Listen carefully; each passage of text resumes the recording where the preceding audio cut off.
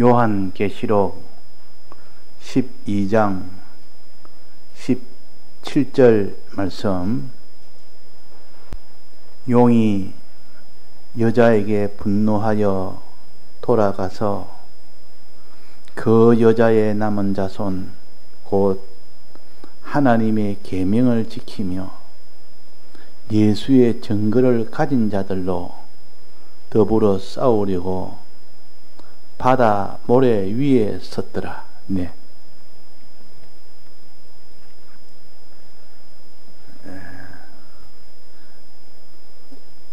우리는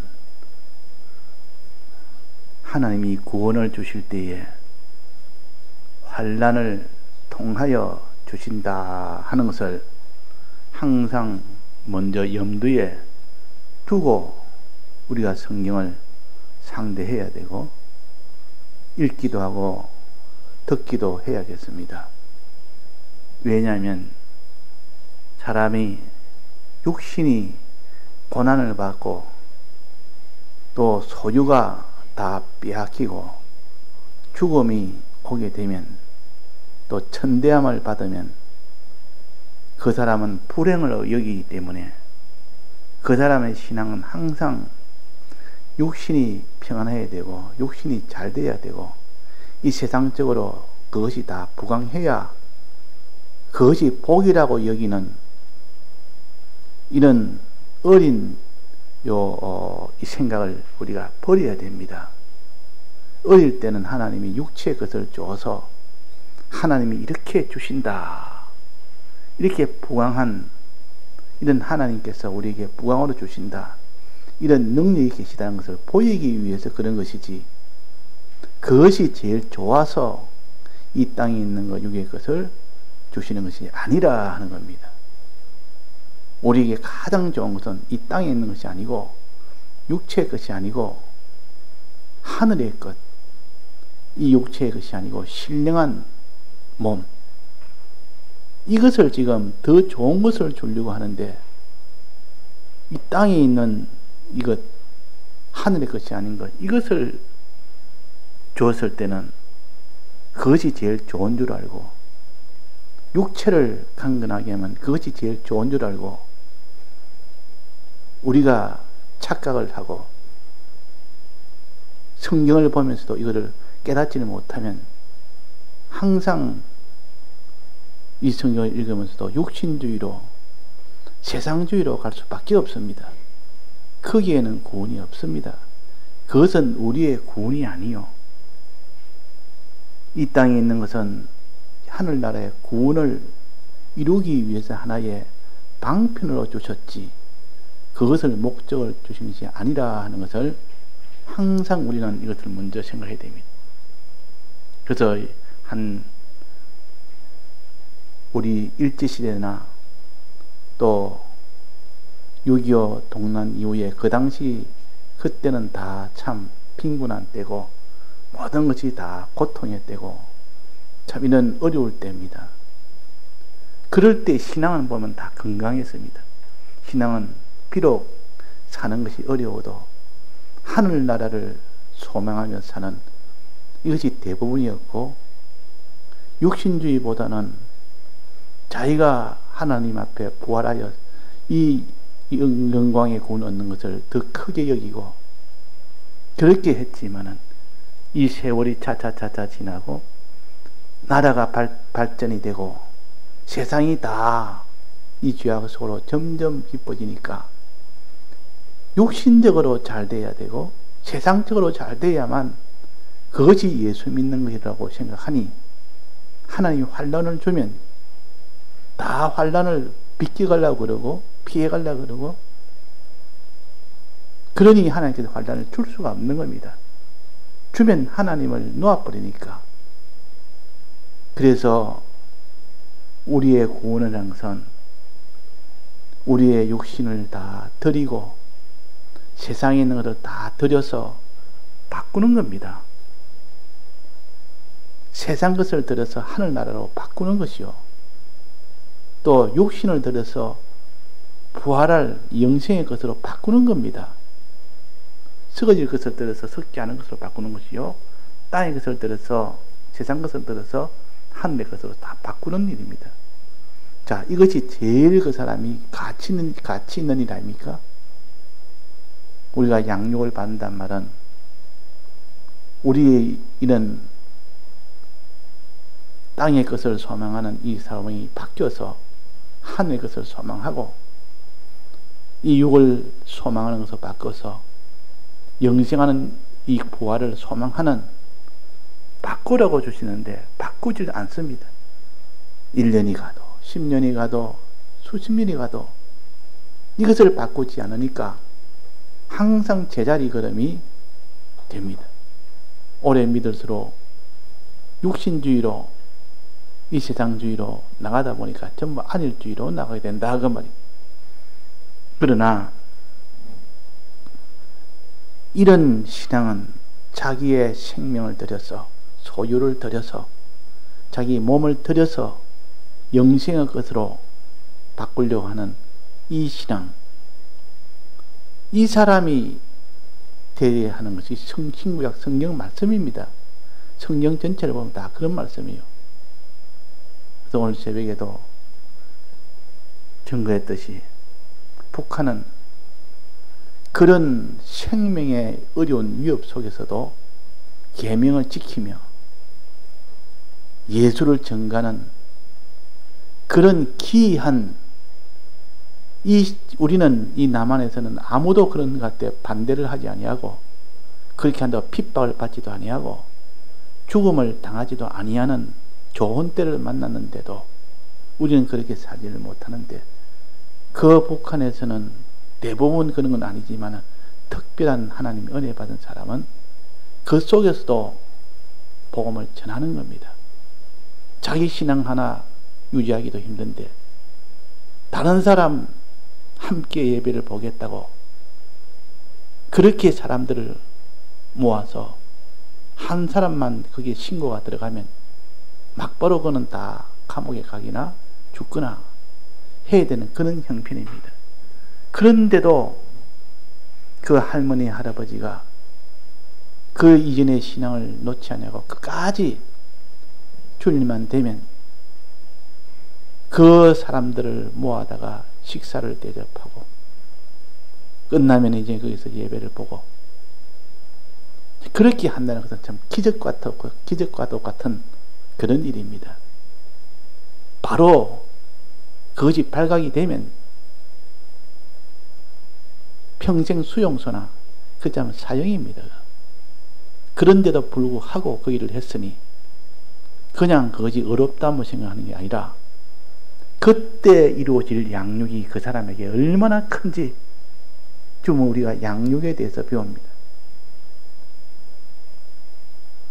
이 여자가 애굽에서 나와서 광야로 가는 그것도 양육이요. 그 과정이 양육이요. 광야에서 전투하는 그것도 양육이요. 또 마지막 가나안 땅으로 들어가는 이 바다 모래에 서서 마지막 전투하는 이것도 양육입니다.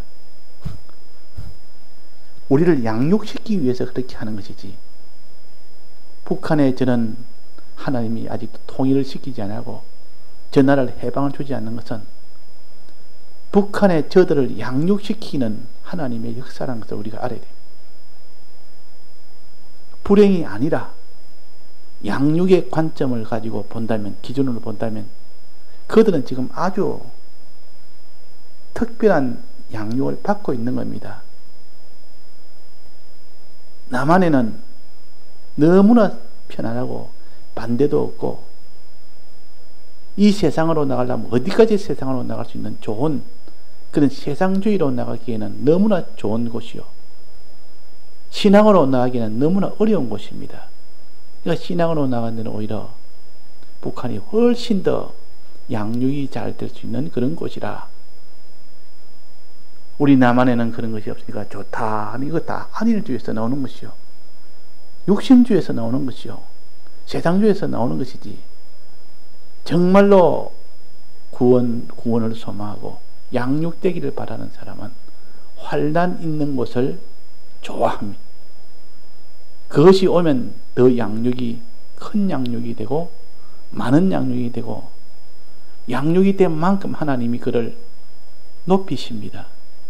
영광이 되고 양육이 되는 그 사람을 하나님이 붙들고 하나님이 필요한 나라를 맡긴다 그 말입니다. 그러니 우리가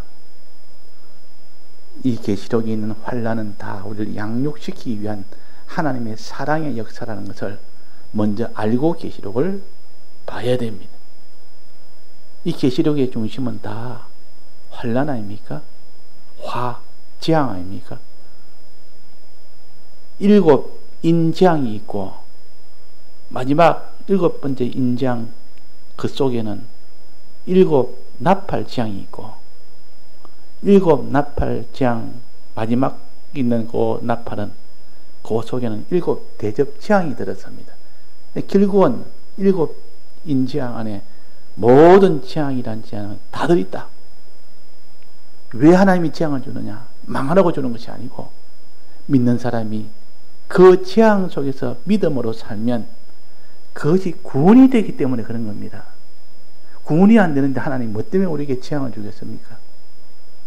예수님도 이 재앙 속에서 환난 속에서 우리를 구원했고 우리가 이 구원을 받는 것도 환난을 통하여 구원을 받는 겁니다. 그러니까 환난 자체를 거기까지만 생각하면 안 되고 환난을 통하여 얻을 그 양육, 얻을 그 구원,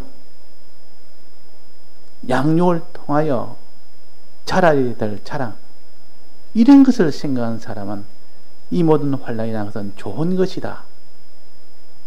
그래서 너희가 여러 가지 시험을 만나거든 것이 시험은 환난을 가르칩니다. 시험을 만나거든 뭐라 했습니까? 온전히 기쁘게 여기라. 자, 우리가 시험 만나면 기쁘게 여기는 것이 얼마나 됩니까? 이스라엘 백성이 광야를 지날 때 많은 어려움을 만났습니다. 그럴 때마다 감사하며 하나님께 기도했습니까?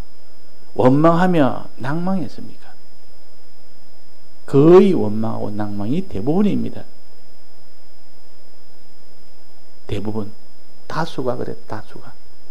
그래가지고 다수가 광야에서 다 죽었다고. 정말 우리는 환난을 사랑하고 환난 속에 있는 구원을 소망하는 사람은 어려움이 오면 하나님께 감사부터 합니다. 하나님 감사합니다. 감사부터 나와야 그 어려움에서 벌써 1차적으로 이긴 겁니다. 어려움 만나면 벌써 원망부터 나오고 불평부터 나오면 벌써 진 겁니다. 그 뒤는 볼 것이 없습니다. 감사하고 감사하냐 원망하냐 이 두 투쟁이 제일 먼저 있습니다. 그것이 먼저 있고 그 다음에 여기에 하나님의 계명을 지키며 예수의 증거를 하는 이 행동을 하느냐 안 하느냐 결정이 된다. 이것으로 결정됩니다. 그러니까 하나님께 여러 가지 시험을 우리가 만나거든요. 기쁘게 여기며 감사할 사람이 되겠느냐? 슬프게 여기고 불평하고 원망하는 사람이 되겠느냐? 우리가 여기서 먼저 전투에서 이겨야 그 다음 이긴 그 사람이 하나님의 계명을 지키는 이 두 번째 전투가 이어집니다.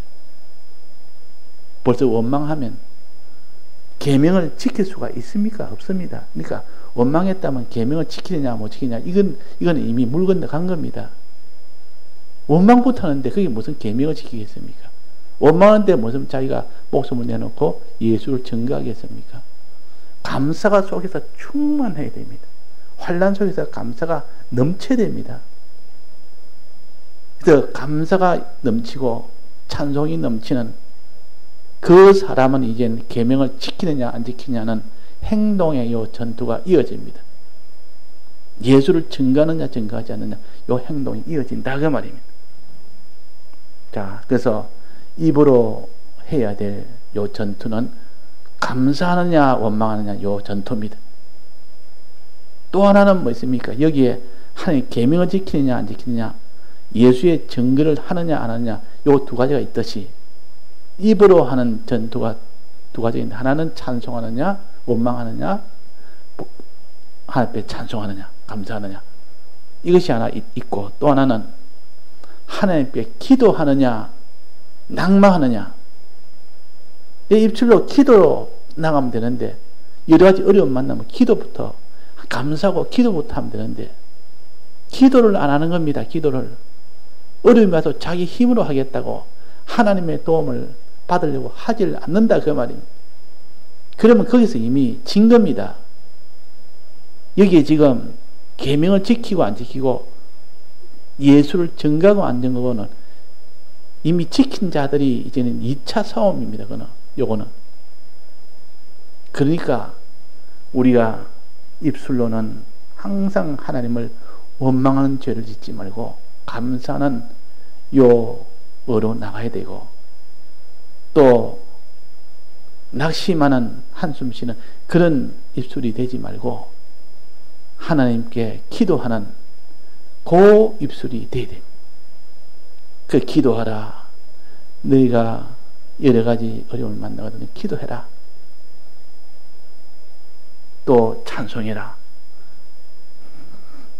너가 고난하는 일이 있거든 기도하고, 또 즐거운 일이 있거든 감사해라 하는 것은 항상 우리는 찬송과 기도가 입술로 하는 전투입니다. 내 입술이 지금 찬송하느냐 원망하느냐, 내 입술이 기도하느냐 내가 지금 낭망하느냐, 이 전투가 먼저 있다는 것을 우리가 알아야 됩니다. 그 다음 전투는 뭡니까? 계명을 지키느냐 안 지키느냐.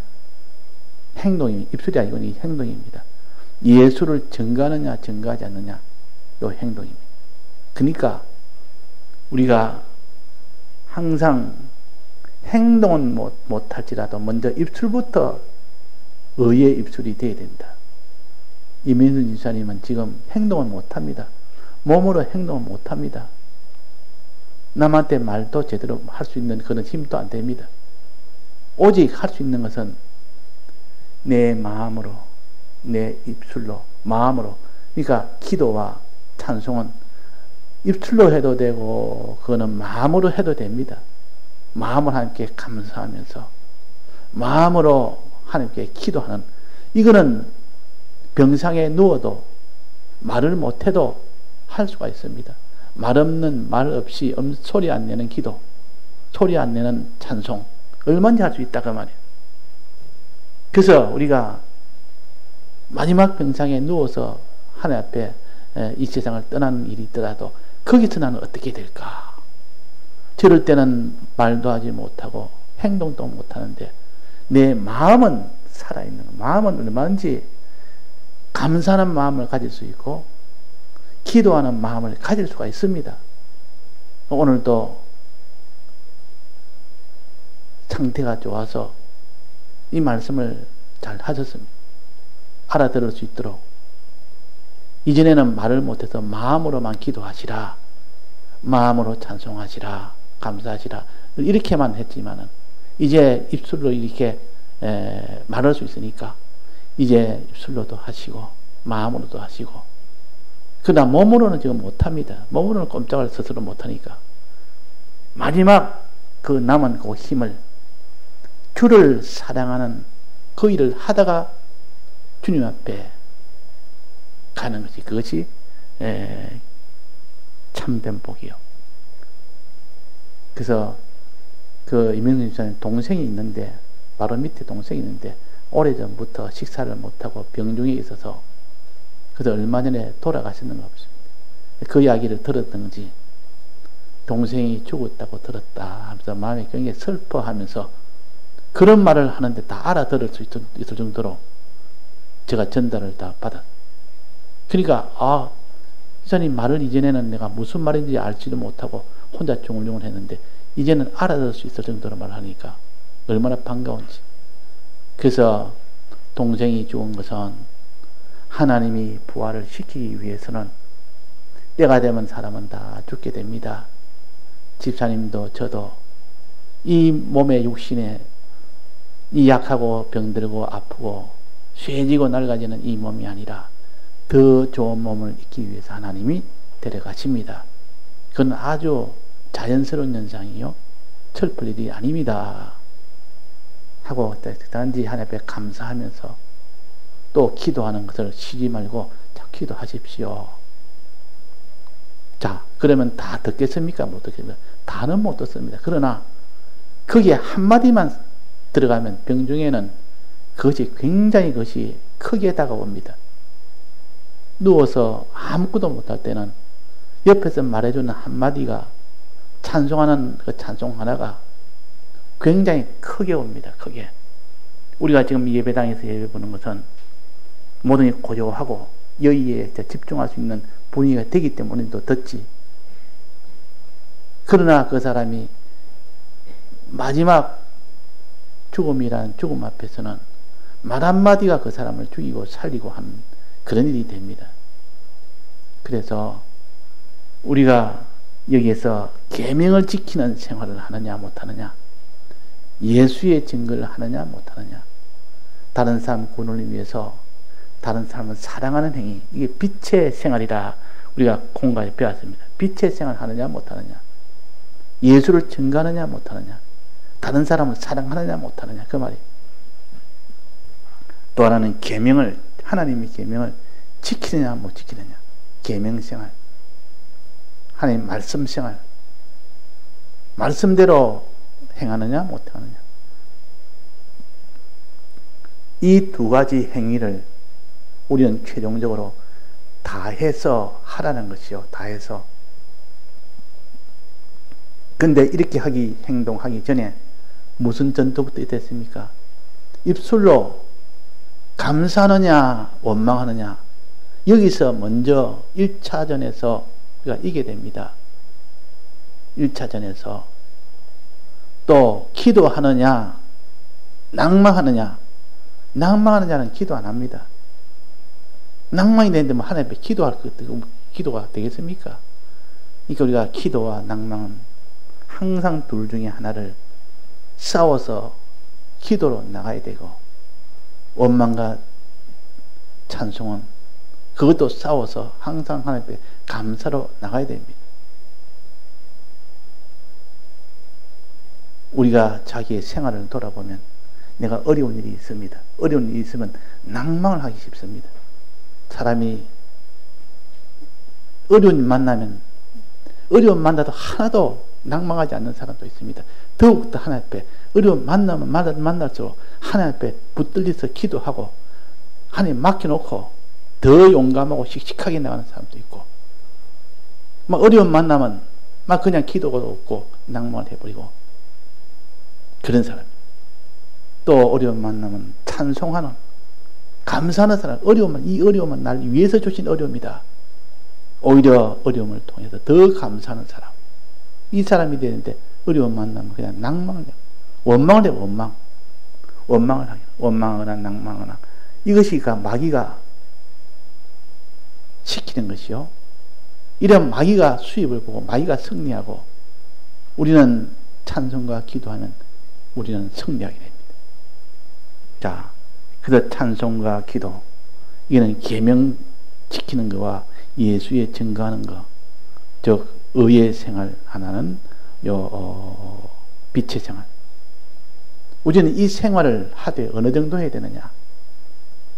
여기에 최종 마지막이니까 죽이겠다는 겁니다. 마귀는 이 일을 하면은 죽이겠다는 거예요. 근데 바다 모래 위에 섰더라면은 바다에 밀어서 넣어버리려고 하는 그런 위협을 가지고 하는 겁니다.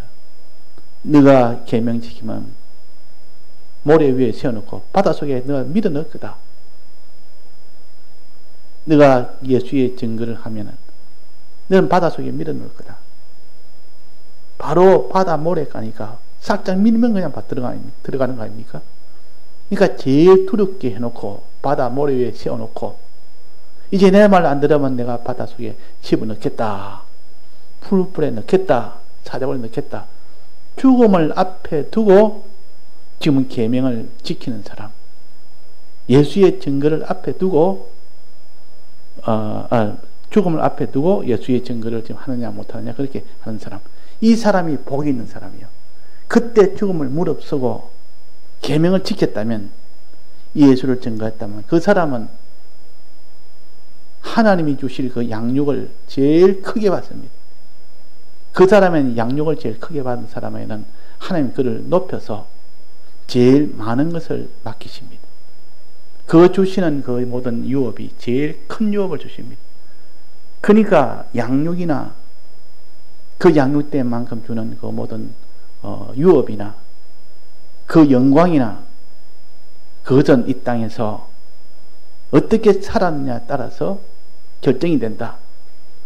하나님의 계명을 얼마나 지켰느냐, 예수의 증거를 얼마나 했느냐, 할 때 죽음을 무릅쓰고 했느냐, 죽음이 오면 그 일을 못하고 그냥 뒷걸음질 쳤느냐, 이걸 보고 하나님이 결정을 하십니다. 그래서 예수의 증거와 하나님의 말씀으로 인하여 목배임을 받은 자들이 어떻게 됐습니까? 7년 동안 부활하여 그래. 다시 살아서 7년 동안 왕노릇 한다 그랬습니다. 이런 사람에게 7년을 맡기고 이런 사람에게 하나님의 유업을 다 맡기는 것이지, 그런 승리가 없는 자에게 하나님 맡기겠습니까? 온갖 자기 죄는 짓고 의를 행하더라도 어려움 오면 다 피해버리고 육신주의, 세상주의로 살면서 그 사람에게 그런 것을 맡길 수는 없습니다. 고를 못 맡깁니다. 한 골도 못 맡깁니다. 그러니까 이런 소망을 우리가 가져야 됩니다. 계명을 지키는 이 일과 예수의 증거를 행하는 요 일, 이를 우리가 힘 있는 데까지, 자기 몸에 힘을 있는 데까지, 자기 소유가 있는 데까지 다 한 사람은 마지막에 생명을 내놓은 이 길을 나아가도록 해주십니다. 내가 몸을 수고를 다 못했는데 그 사람이 생명을 내놓고 이 길을 못 걷습니다. 그 사람이 소유는 다 내놓지 못하는데 자기 생명을 내놓고는 못합니다. 그 순교라는 것은 모든 면에서 다 드릴 수 있는 사람이 되고 난 뒤에야 마지막 목숨을 드리는 것이 순교 아닙니까? 평소에 자기 소유나 자기 몸이나 드리지 못한 사람은 하나님이 순교의 기회를 주지 않습니다. 그래서 내가 소유도 다 드리는 생활하고 몸도 다 드리는 생활하고 그 다음에 거기에 더해서 소원이 내 주를 위하여 생명을 드리고자 합니다 하면 하나님이 그것을 받을 수 있도록 해주십니다.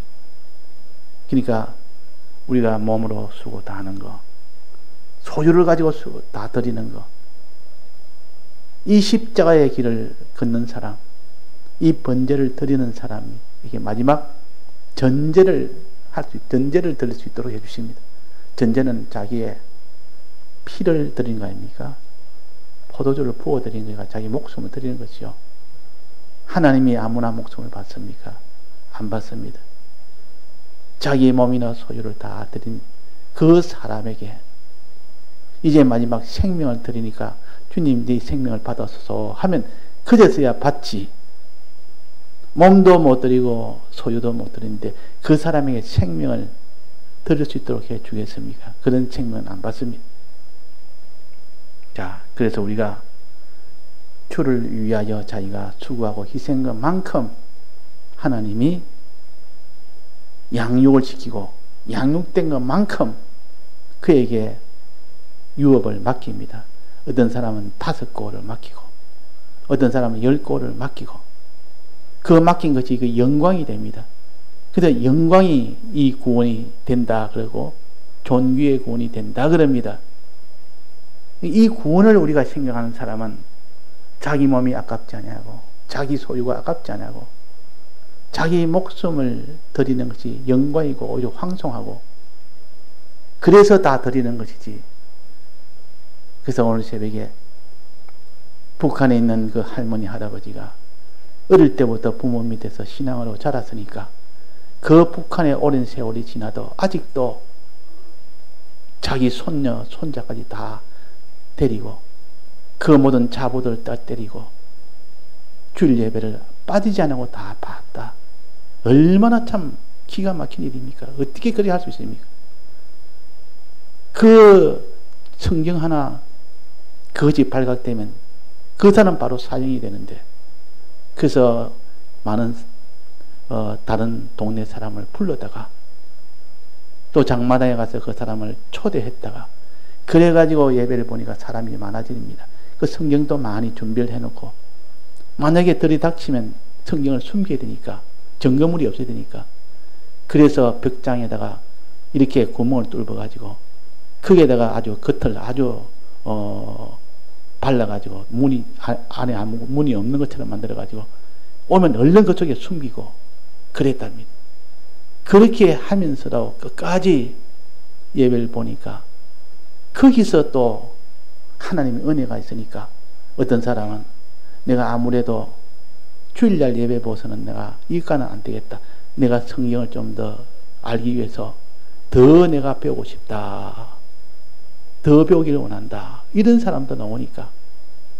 그러니까 사람이 참 해보지 않고 불가능하다가 아니고 해보니까 하나님이 또 길을 열어주니까 그래서 그런 사람이 도움으로 또 그 일을 더 잘 많이 했고 또 그 일을 또 튼튼하게 했고 언제 잡혀 죽을지 모르지만 그걸 알고 있는 겁니다. 일하다가 언제 잡히면 그때는 수용소 가거나 죽고 나는데 그걸 각오를 하고 한 겁니다.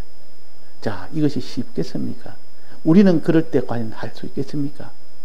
지금 중국도 원래는 자기가 예수 믿는 것은 자유지만 다른 사람을 전도하는 즉 외국에 있는 사람이 와서 전도하면 그는 불법이라서 추방을 시킵니다.